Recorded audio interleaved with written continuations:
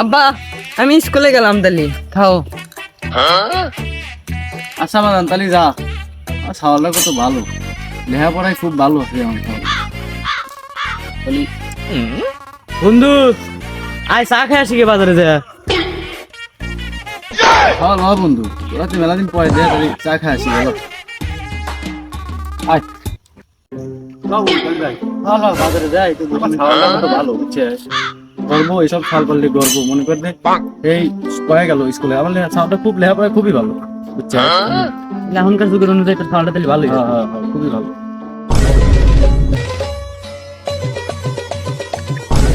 আরে গেন্দা তুই নাকি করস?